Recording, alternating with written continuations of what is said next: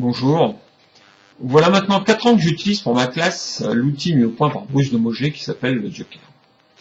Alors le Joker, c'est d'abord le titre d'un roman de Suzy Morgenstern qui raconte l'histoire d'un instituteur qui arrive dans une classe, un instituteur âgé, près de la retraite, et qui distribue le premier jour une carte sur laquelle figure d'un côté un Joker et de l'autre côté un droit que l'enfant va pouvoir utiliser comme bon lui semble. Alors bon, ce roman, je vous passe les péripéties, c'est un roman qui plaît toujours beaucoup aux enfants. Et à la fin de la lecture de ce roman, évidemment, je pose aux enfants la question de savoir s'ils seraient intéressés d'utiliser ça en classe, et évidemment, ils sont très heureux. Je leur fais inventer des droits, etc. Et je mets rapidement le Joker en place. Alors, après 4 ans d'utilisation, je vous affirme que je ne pourrais plus faire ça sans utiliser ce genre d'outil. Parce que ça apporte, ça dédramatise beaucoup de choses, ça apporte une véritable énergie supplémentaire aux dynamiques que je vais mettre en place. Les enfants sont très heureux de pouvoir utiliser leurs nouveaux droits, et ça crée aussi une augmentation des interactions entre enfants.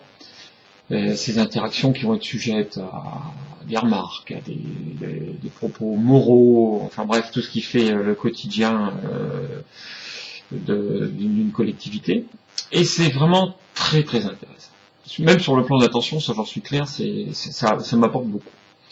Contrairement à Bruce de Mogé, moi j'ai fait une étape intermédiaire, c'est-à-dire que j'ai créé des points Joker.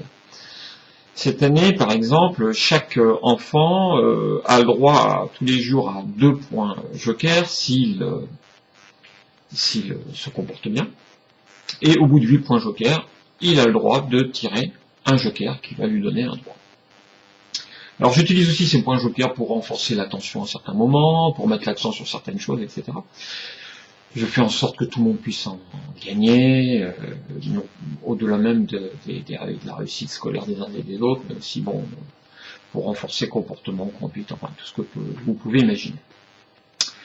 Alors, donc ces points Joker, j'ai trouvé que c'était intéressant d'avoir cette étape intermédiaire parce que ça veut dire que tous les jours, en fait, cette possibilité d'apporter un petit plus dans la classe est présente.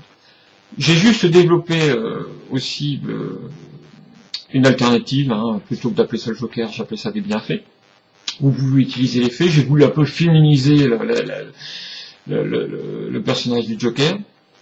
Donc vous allez pouvoir trouver ici, sur cette page, et dans ce site, tous les outils tous les morceaux d'outils qui vont pouvoir vous permettre de créer votre dynamique, soit de Joker, soit de faits.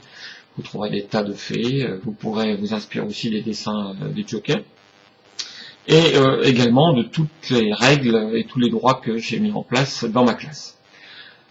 Le Joker, les bienfaits sont un véritable outil au service de l'enchantement.